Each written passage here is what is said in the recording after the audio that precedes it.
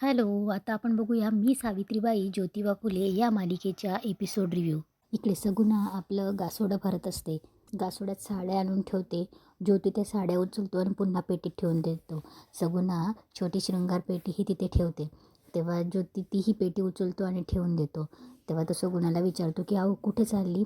तेव्हा सगुणा खाली बसते आणि बोलते की चालली मी. तेव्हा ज्योती बोलतो पण कुठं? तेव्हा सगुणा बोलते मी चालली जॉन साहेबांच्या बंगल्यावर राहायला, ते बी कायमची. तेव्हा ज्योती बोलतो कायमची? तेव्हा सगुणा बोलते मग काय? काय रे कसा वागतोस तू? त्या पोरीला रडवलं काय? उपाशी ठेवलं काय? तू मला शाळेबद्दल सांगितलं होतं, मी मान्य करते, पण आता ते मला नाही जमलं तर मी काय करणार त्यात? आता नेवशे पाटलांना तोंड दाखवायचं नाही ठेवलं मलाच तू.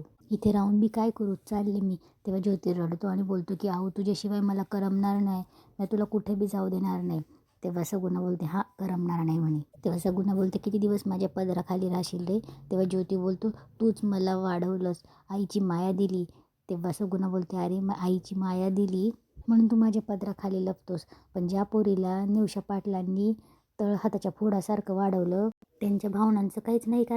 इकडे पाटील चिडलेले असतात, कुऱ्हाड घेतात आणि बोलतात की माधा 4-5 बैलगाड्या झोपा, आखाड्याचं पैलवान घ्या, आता सरळ पुणं गाठायचं, आज एक घाव 2 तुकडा चल. तेव्हा लक्ष्मी बोलते अहो काय करतास, कुठे चाललात, आधी ती कुऱ्हाड द्या हातात. तेव्हा पाटील बोलतात की तू मध्ये येऊ नको लक्ष्मी. तेव्हा लक्ष्मी बोलते अहो असं काय करतात, मी हात जोडते पाया पडते नका जाऊ. तेव्हा पाटील बोलतात लक्ष्मी तू मागं हो सांगायला लागलोय, इथं माझ्या लेकीच्या डोळ्यात पाणी आले, मी हात बांधून बसू? तेव्हा लक्ष्मी बोलते की अहो ऐकण्यात आपल्या डोळ्यात आणि कानात 4 बोटाचं अंतर असतं, उगीच डोक्यात काही पण नका घेऊ, सांगणारा सांगून गेला. अहो पण सगुणाव तिथे असताना असं काही होईल असं वाटत नाही मला. तेव्हा पाटील बोलतात लई सगुणा अक्काचा निर्वाळा द्यायला लागली आहेस, पोरगी आली का नाही मग 5 परतावणीला, किती दिस झालं, लकीन लावून दिलं म्हणजे काय मालकी दिली का त्यासनी? आणि असं जर असेल तर म्या बी आणि असं जर असेल तर म्या बी वाकड्या घरासमोर वाकडी बाबूळ खोवणारा माणूस आहे. तेव्हा पाटील ओरडतात चले मातबा. तेव्हा लक्ष्मी कुऱ्हाड पकडते आणि बोलते म्या तुम्हासनी कुठे बी जाऊ द्यायची नाही. तेव्हा पाटील बोलतात लक्ष्मी सोड. तेव्हा त्या दोघांच्या झटापटीत पाटील लक्ष्मीला ढकलतात. तेव्हा पाटील जायला लागतात. तेव्हा लक्ष्मी बोलते म्या तुम्हाला जाऊ देणार नाही, तुम्हासनी शपथ आहे तुमच्या लेकीची. तेव्हा पाटील थांबतात, मागे बघतात आणि बोलतात सावीची शपथ. त्यांच्या हातातली कुऱ्हाड गळून पडते. तेव्हा ते खाली बसतात आणि बोलतात की सावीची शपथ का घातली लक्ष्मी? आता जवळ माझी सावी माझ्या नजरेला पडत नाही तोवर माझा जीव जीवात राहणार नाही. मुराळी पाठवून बी माझी पोर का नाही आली इथं? सासरच्या बंधनात का रडली माझी पोर का? तेव्हा पाटील रडत असतात. तेव्हा लक्ष्मी त्यांच्या जवळ जाते आणि बोलते अवं शांत व्हा. तेव्हा पाटील बोलतात कसं शांत हो, माझा काळजाचा तुकडा दिलाय. तेव्हा पाटील सावीला जोरात आवाज देऊन रडत असतात. इकडे सगुणा ज्योतीला बोलत असते की तिकडे तिच्या आईबापांचं काय होत असेल, तळमळतायत बिचारे. तुला काय त्याचं, तुझा राग महत्वाचा ना रे बाबा. तुम्ही दोघं नायगावला गेले नाही जोडीने तर तिच्या आईबापाची मान खाली जाणार नाही का? तरी ही पोर काहीच बोलत नाही र, आतल्या आत कुडत बसली बिचारी. नाही पण तुला शाळा महत्वाची, काही बोलायला गेलं ना तर शाळा शाळा शाळा.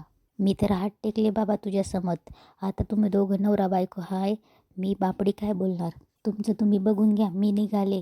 तेव्हा ज्योती पटकन त्या गठोड्यावर हात ठेवतो आणि बोलतो की असं का बोलतेस तू? नग जाऊस, म्या चुकलो. तेव्हा सगुणा बोलते हां आत्ता म्हणशील चुकलो, नंतर तुझी तराच वेगळी आहे. ये र माझ्या मागल्या असली तुझी तरा. तेव्हा ज्योती बोलतो अहो माझं खरंच चुकलं. तेव्हा सगुणा बोलते खरं बोलतोस तू, पुण्या असं नाही करणार? तेव्हा ज्योती बोलतो नाही करणार. तेव्हा सगुणा बोलते तुला शपथ आहे माझी, त्या पोरीच्या डोळ्यात पुन्हा पाणी नाही आणून द्यायचं. तेव्हा ज्योती बोलतो नाही आणणार. तेव्हा सगुणाला खूप छान वाटतं. तेव्हा ती बोलते सावित्री माझं गाठोडं ठेव आणि तुझं बांधायला घे चल. तेव्हा सावी पण खुश होते. तेव्हा सगुणा बोलते घेऊ दे का? तेव्हा ज्योती बोलतो वय. तेव्हा सगुणा बोलते सासूरवाडीला जाशील ना? तेव्हा ज्योती बोलतो वय. तेव्हा ज्योती उठतो, सावीकडे बघतो, सगुणाकडे बघतो, सगुणाला हसायला येतं. ज्योती बाहेर चालला जातो. तेव्हा सावी खूप खुश होते आणि आऊ म्हणून सगुणाला मिठी मारते. तेव्हा सगुणा बोलते जा गाठोडं बांधायला घे, घरी जायचंय ना. तेव्हा सावी खुश होऊन बोलते की वय. इकडे ज्योती रात्री पुस्तक वाचत असतो आणि सावी तिच्या कपिलेशी बोलत असते. तेव्हा सावी बोलते ऐकलं का, नुसतं बघायचं की काय? तेव्हा ज्योतीला असं वाटतं की ती माझ्याशीच बोलते. ज्योती ढुंकून बघतो. तेव्हा सावी बोलते अगं कपिले मी तुझ्याशी बोलतीये. मला लई आनंद झाला आहे आणि त्या आनंदाचं कारण सांगितलं ना तर उद्याच म्हणशील. सांग बघू काय काय काय कारण आहे? नाही माहिती? अगं उद्या आपण भेटू आणि मग मस्त गप्पा मारूया. अगं कपिले मी इथे आले तेव्हा तू हंबरत होती का गं? अगं कपिले काय सांगू तुला. अगं कपिले, माझी हे आहेत ना, नुसते रागवतात, नुसते चिडतात.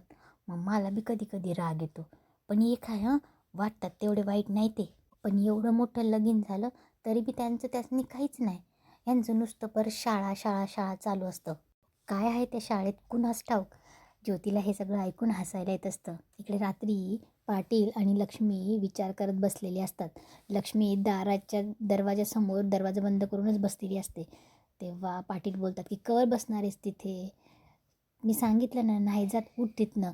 तेव्हा लक्ष्मी बोलते मला तुमच्यावर भरोसा नाही. तेव्हा पाटील बोलतात भरोसा नाही, सावीची शपथ घातली ना व, हात बांधून ठेवले माझे, सावीची शपथ घातल्यावर जातोय हे मी. तेव्हा पाटील खाली बसतात आणि त्यांच्या डोक्यात तेच विचार येतो ज्योतीच्या काकांनी सांगितलेला की तुमच्या घरी इसीच भाकऱ्या थापून घ्यावा लागत नसाल, सरपणासाची लाकडं फोडावं लागत नसाल, अख्खा वाडा सावरून घ्यावा लागत नसाल. तेव्हा पाटील बोलतात की एक विचार नक्की आहे लक्ष्मी, सावी एकदा का माहेरला आली तर पण परत तिला पुण्याला धाडायची नाही. तेव्हा लक्ष्मी बोलते पुण्याला धाडायची नाही म्हणजे, अहो पोरीचं समजा आयुष्य आहे, असं तडकाफडकी निर्णय लग्न नका घेऊ.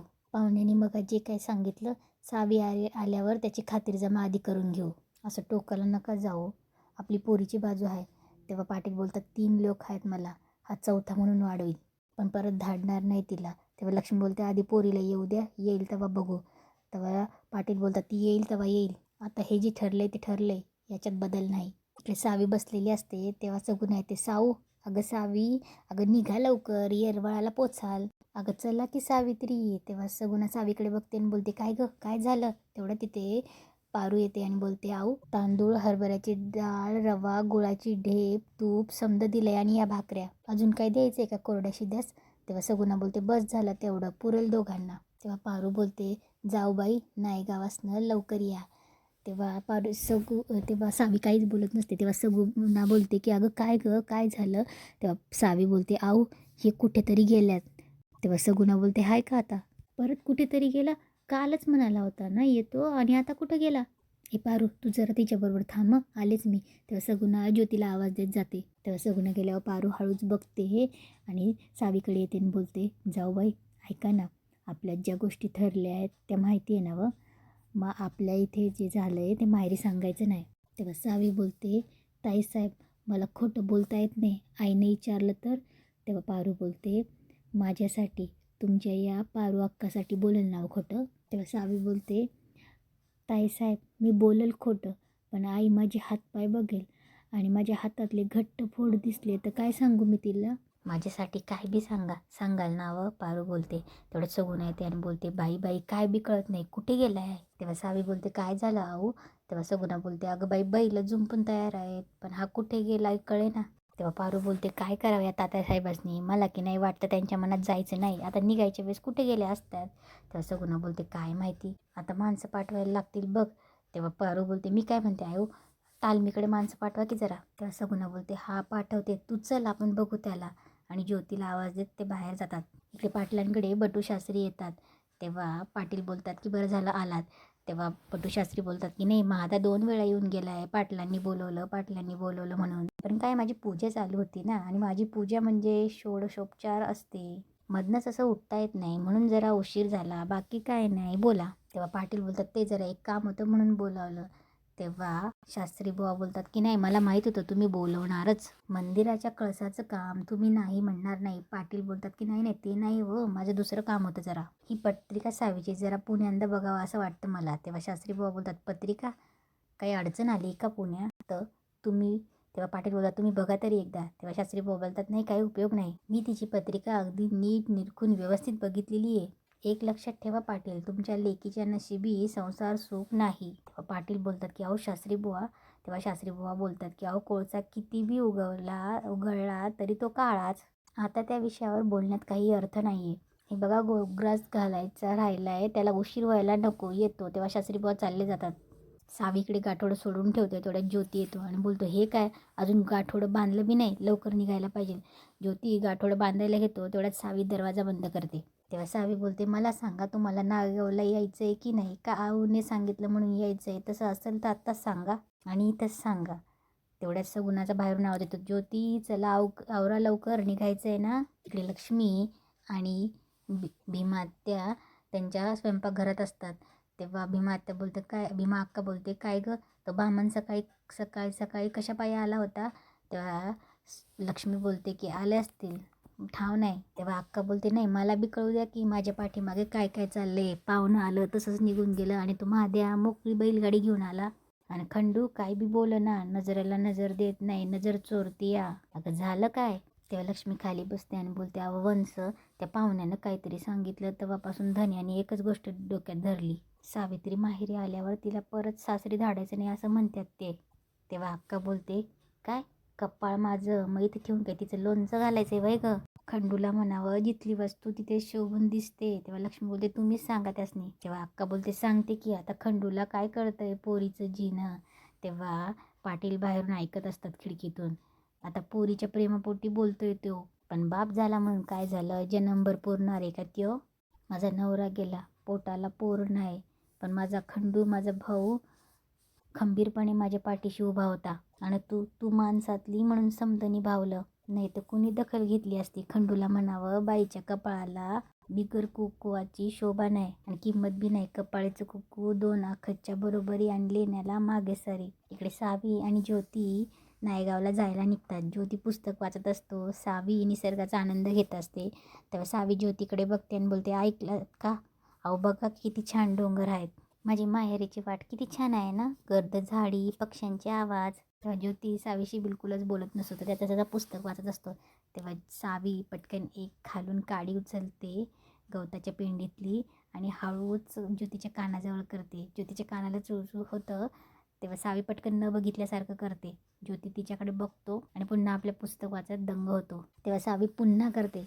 पुन्हा ज्योती तिच्याकडे बघतो. सावी न बघितल्यासारखं करते. तेव्हा सावी बोलते अहो तुम्हासनी बोलायचं नाही का, मग नायगावचे लोक काय म्हणतील, जावाई बापू मुका आहे का, बघा हां. मग लोक नाव्या ठेवतील, पाटलांनी काय जावाई बापू बरोबर नाही बघितला. तेव्हा सावीला हसायला येतं आणि तेच आजचा एपिसोड संपतो.